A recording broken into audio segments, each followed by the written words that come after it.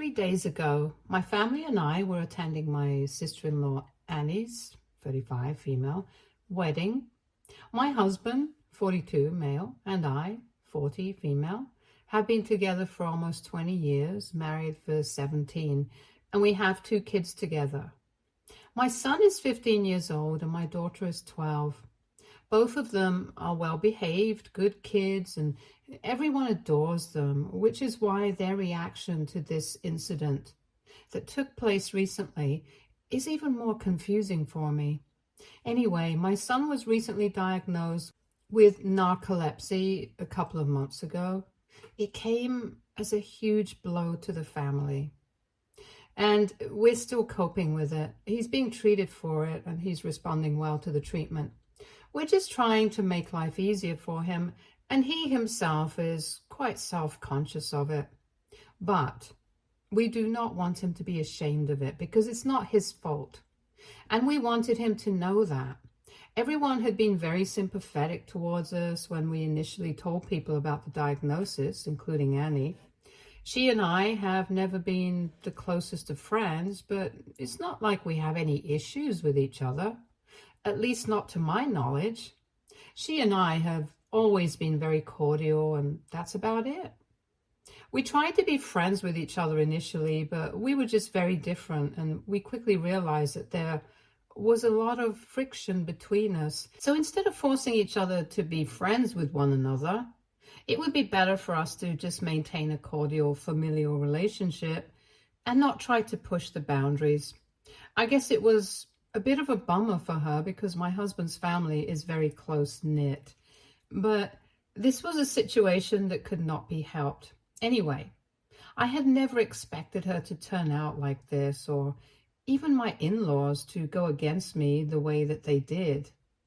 It all happened because about an hour before the wedding was supposed to start, Annie told me that she would prefer for me not to bring my son to the ceremony because she was afraid that he might start dozing off, and that would become a cause of concern for everyone during the ceremony. She did not want anybody disrupting the event and said that my son's condition was not ideal, so she wanted me to tell him to stay in the hotel room during the ceremony and he could join us later.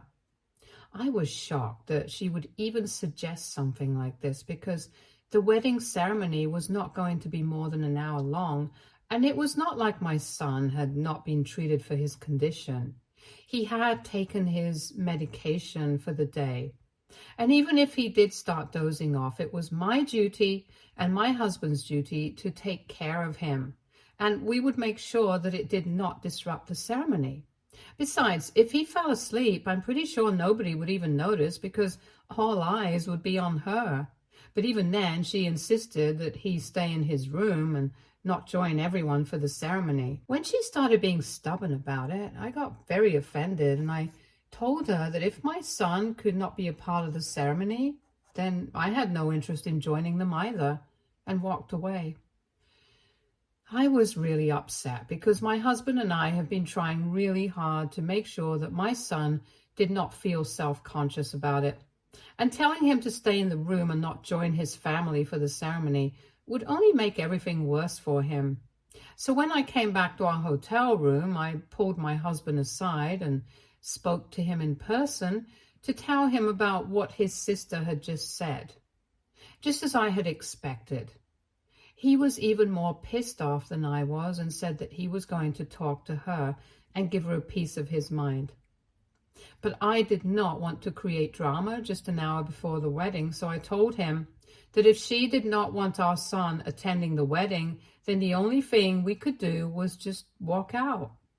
Because after what she had said, even if she agreed to have him present at the ceremony, it would mean nothing because I would know deep down that my son was not wanted there. And look, it's her wedding. It's up to her what she wants to do. But if she did not want my son to be at the ceremony, then she shouldn't have invited the kids at all. That would have made it much easier for them to understand, rather than have them present at the wedding and make my son sit in his room all by himself for the duration of the ceremony. That was just humiliating for him. And I'm sorry, but as a guest, if my son is not being treated like that, I have no interest in being a part of an event like that. So after a brief discussion with my husband, we decided that we were going to just pack up our things and leave that very instant. We did not even bother to say goodbye to Annie or anyone else because we did not want to make a big deal out of it.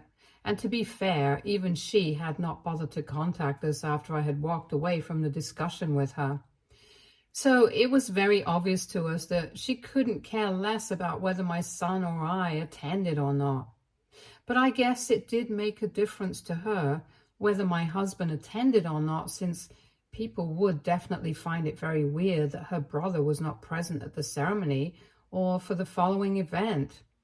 It took us around 10 minutes to pack everything in the hotel room, and we had forbidden our kids from asking any questions about why we were leaving because we didn't even know how to tell the truth or explain this to them.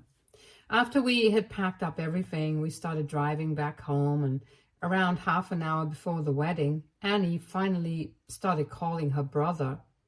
Since my husband was driving, I was the one who answered the call, and she immediately started shouting at me, believing me to be her brother.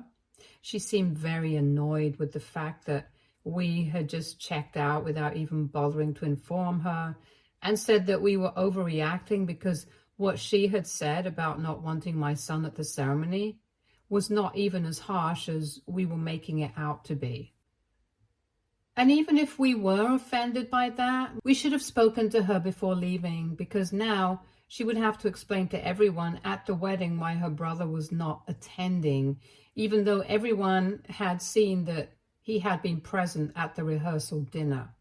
She told him that it was still not too late. He could just come back and make it in time for the ceremony, and we would be able to discuss all of this later. I was about to tell her that it was not her brother. It was me who was on the phone when she said that, "Don't let that wife of yours drag you away from your real family." And that was pretty much the last straw for me, because after she said that, I immediately made it known to her that I was the one who had picked up the call because her brother was driving and she had been speaking to me.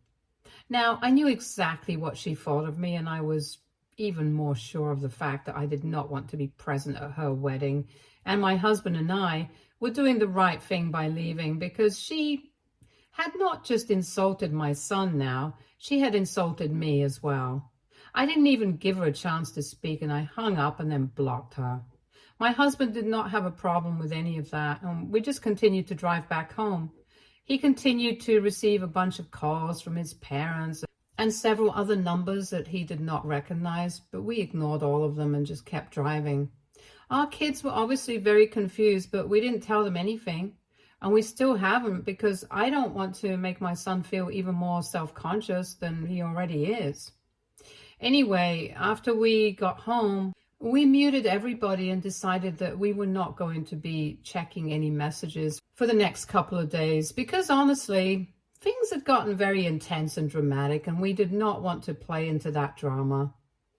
But the next day in the evening, my in-laws showed up at our house and they were pissed. In fact, to say that they were just pissed would be an understatement, because as soon as we let them in, they started screaming at both of us.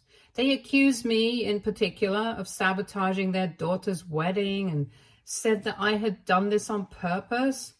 It came as a huge shock to me because, honestly, like I had said, I had always had a cordial relationship with my husband's family. I was not as close to them as they expected me to be, but that's just because I had my own boundaries and I didn't want to push them.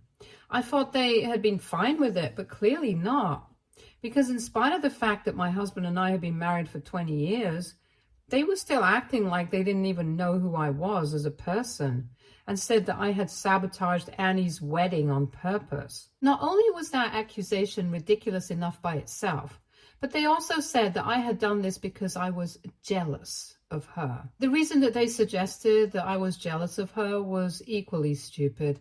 They thought that Annie was much more successful than me, and even her wedding was a lot more grand than the one that I had back when I was getting married to my husband, and so I had taken it upon myself to make sure that it became all about me and my husband, and why we had walked out. Just to be clear, Annie is neither more nor less successful than I am. I mean, I don't even know how they are defining success, because Annie is an entrepreneur and has a source business, and I work in publishing. It's two wildly different lines of work, so I don't even know how they would be comparing it. Even if they take into consideration the kind of income we have, I would still maintain that we are definitely equally successful. I'm saying that because I don't want to put anyone down to make myself look better, mostly because I don't have to, because I'm not insecure. As for her wedding being organized as a much larger scale than mine, I think that did not surprise anyone, because she's getting married at 35 when she's already pretty much established herself. When my husband and I got married, we were really young and had just started working. Our parents wanted to fund the wedding, but we thought it would be more practical for us to take that money and invest it in our future. So that's what we did with the wedding funds. We were quite happy with our small and intimate wedding, and it was definitely not a bone of contention. And I really did not appreciate the fact that they were implying that I had ruined my sister-in-law's wedding on purpose just because I was jealous of her or something, because that's not the kind of person that I am. And even if Annie did not accept it, I would have expected my in-laws to do so at the very least. I was honestly really overwhelmed when they started yelling at me about how I had sabotaged everything on purpose and made the entire wedding about myself by walking out and overreacting over something so petty and small. And then they started telling me that I had to apologize because they knew that I had done this purely out of jealousy and nothing else. And the rest of the family apparently agreed, because that's what they had told everyone at the wedding. They had to come up with some explanation as to why my husband and his family were not present at the wedding, because everyone knew how close we were, and people had seen us all at the rehearsal dinner the previous night. So they had concocted this story about how I had been sulking the entire time at the rehearsal dinner, and when Annie had spoken to me about it, I had picked a fight with her on purpose about how she was having a grand wedding and rubbing it in our faces to make us feel small on purpose, and convinced my husband to walk out over it. Now, of course, I came off looking really bad in this story that they had concocted, and that's what really set me off the edge. It was bad enough that they had come up with a lie to cover up for Annie and make me the bad guy instead. But when they said that the rest of the family believed it and thought that I was sabotaging my sister-in-law's wedding on purpose because I was jealous of her, and everyone agreed that I should apologize to her, I just felt so bad, because that's not who I am. And I felt like everyone had misjudged me. At that point, I couldn't even bring myself to defend myself and my husband. I just broke down in tears. My husband realized that my in-laws had absolutely no respect for me. And when I started crying, he told them to get out of his house because they had no right to speak to me this way. They tried to argue, but my husband was very firm and said that he would call the cops on them if they refused.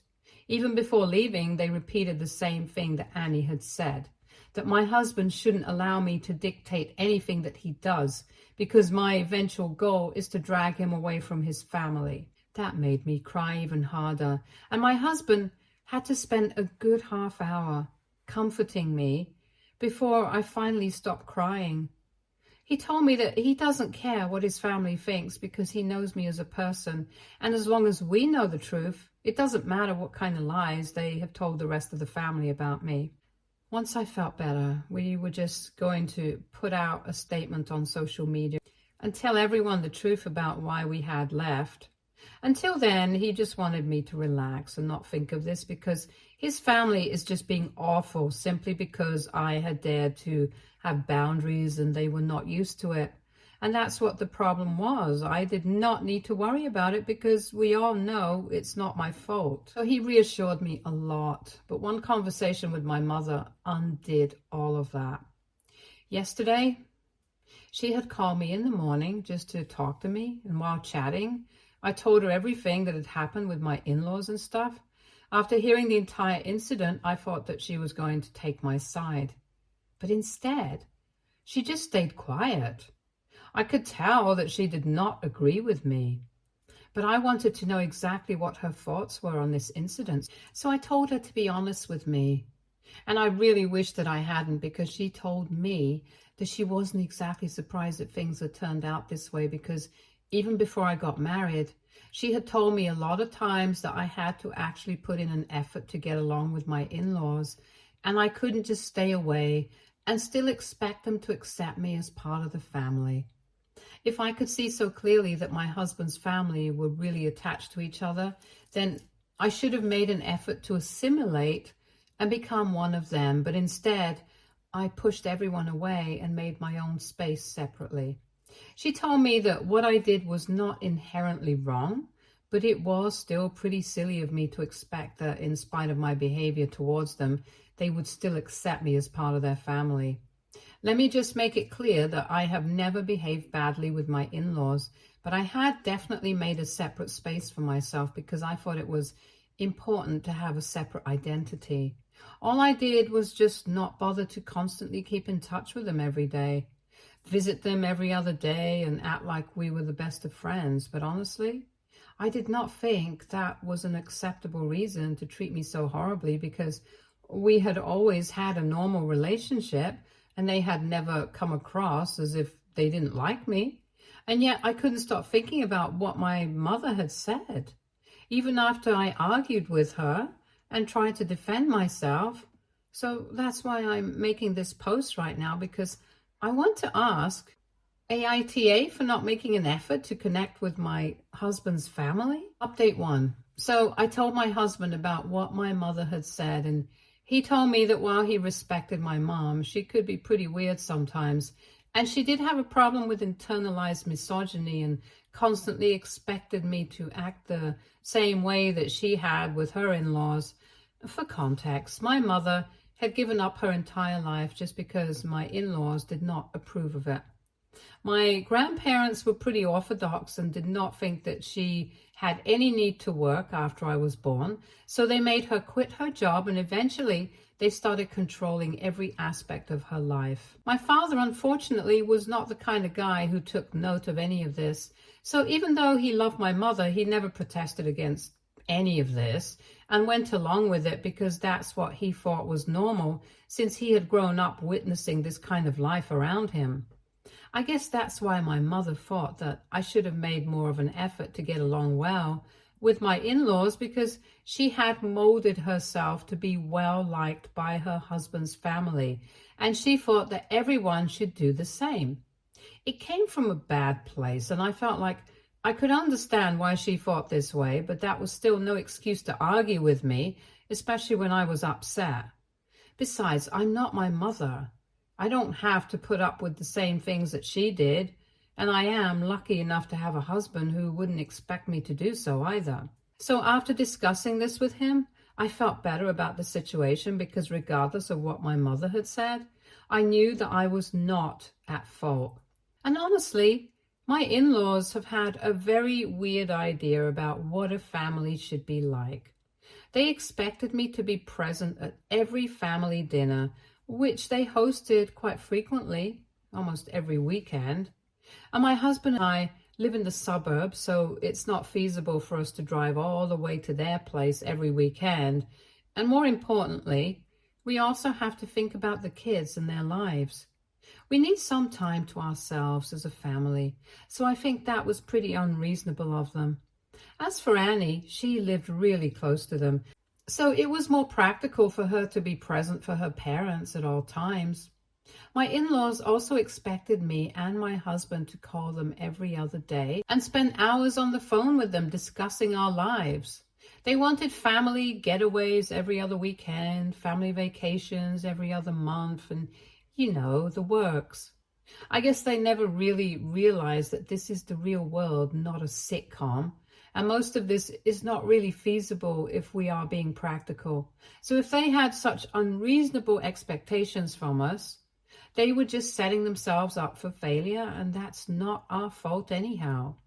It's not even like I had forced my husband to stay away from his family like they were making it out to be.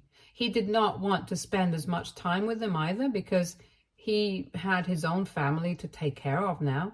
And after 20 years, I guess they should have taken the hint.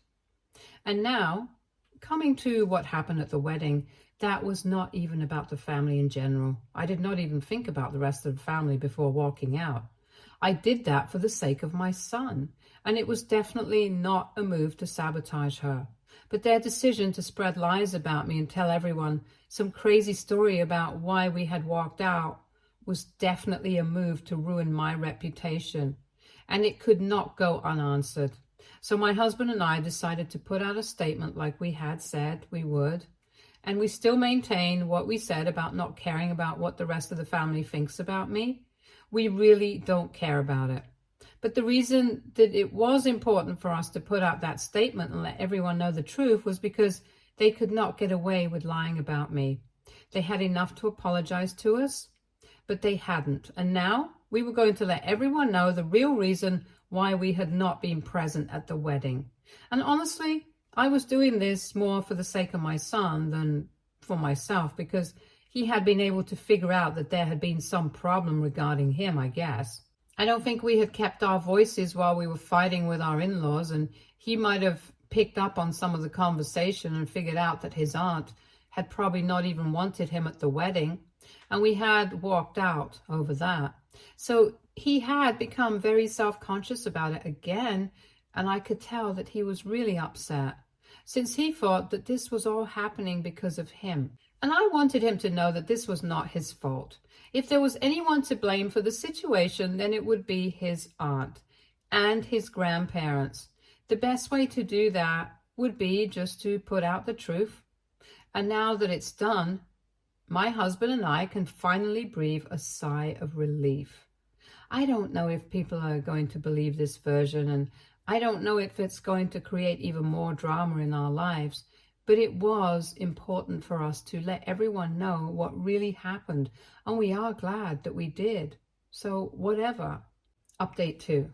Hi, so my in-laws have not reached out to me yet, but my brother-in-law did. I'm not surprised that Annie's husband decided to apologize to her, because when we met him, he seemed to be a pretty decent guy and he lived up to that expectation. Obviously, Annie considers us beneath herself, so she couldn't be bothered to apologize to us herself, but her husband decided to send us a message saying that he was willing to apologize on her behalf. We don't really count it as an apology from her, but we appreciate the gesture from his end. Another interesting thing that happened was that a bunch of relatives reached out to us, that they knew that there was something about the version of the story that my in-laws had been telling them, and they hadn't wanted to believe that I was capable of being so vindictive. So they had been waiting for us to put out a statement, and the reason they hadn't contacted us to confirm the story was because they did not want to stir the pot. But now that the truth was out, they were all firmly on my side. I thought that this was really strange behavior, because from what I knew, my in-laws had said that the rest of the family also believed that I had sabotaged Annie's wedding out of jealousy, and they expected me to apologize to her. But this reaction made me feel like my in-laws had probably been lying. So I spoke to one of my husband's cousins, and he told me that most of the family had flat out refused to believe the version of the story that my in-laws had been telling everyone, and that they had been waiting for some clarification from our end. I guess my in-laws had been trying to manipulate us into believing that the rest of the family was also against us, and maybe that would cause us to apologize to Annie. What would they have gained out of it? Absolutely nothing, apart from the satisfaction of having us flatter their already overinflated egos. I'm honestly really glad that I did not apologize to them, and that my husband and I did not fall for the trap that they had been setting up for us. I'm also really happy that most of the family is with me, because that means that nobody is going to be speaking to my in-laws or Annie. I don't really mean to sound vindictive or vengeful, but they do deserve this. Anyway, I haven't spoken to my mother for the past couple of days after we got into that fight, so maybe I might even let her know what has happened so she realizes that she was wrong as well. Her, I'm still willing to forgive, but regarding my husband and his family, even if I forgive them, I'm not sure that my husband will. And also, thank you so much for such kind words about our son, and I'm sure that he's going to get better with time. It means a lot to us, so thank you. Update 3. Hey, so I finally spoke to my mother after almost 3 weeks of no contact, and I've explained a lot of things to her. I can't say that we have sorted things out just yet, but we are trying to. We are working on it. All I can say is that both of us missed each other a lot, and after my father passed away 6 years ago, I am all that she has, so she wouldn't want to lose me, and neither do I want to lose her. She is willing to learn and change her ways and be more sensitive towards my feelings, and I'm going to stick with her while she tries to become that person. Old habits are hard to unlearn, and I can understand that, but I don't want to give up on her, so I'm going to keep on trying. I wish I could say the same thing for my in-laws, though, but whatever. They don't even deserve this second chance. After we made that post, most of the family was with us, and they refused to even acknowledge the existence of that post. From what I've heard, Annie even got into a huge fight with her husband because he had bothered to apologize to us, and she had even moved back in with her parents for a couple of days, but then she went back to him. Honestly, I know it's going to sound very off if I say it out loud, but I hope that the guy leaves and finds somebody better, because my husband and I think that he deserves better since he seems to be a decent human being. And I'm sure it won't be a struggle to find someone better than Annie. But whatever, that's their choice to make. And we don't want to interfere in their lives anymore. We have gone completely no contact with them. We have blocked them everywhere that we possibly can, and we have discussed what we might say if they apologize to us as well. My husband does not want to speak to them right now, so even if they do apologize to us, we're going to maintain our distance. But that seems unlikely because all they have done so far is try to mock us through social media. They have also posted a bunch of jokes and memes about narcoleptic people, and I think it's a bit insensitive, but whatever. That just shows the kind of people that they are, and it does not reflect on us anyhow. Our children are most precious to us, and if this is the attitude that his family has towards them, we don't want anything to do with these kinds of people. And speaking of kids, they have been pretty down in the dumps recently, so my husband and I have decided that we are going to leave for a family getaway this weekend, and it's one that is desperately needed because we have all been pretty stressed out of late. All of us definitely need some time off, and family is all that we have, so we are going to make the most of the time that we have with our kids before they grow up. Stay tuned for more stories from our girl relationships.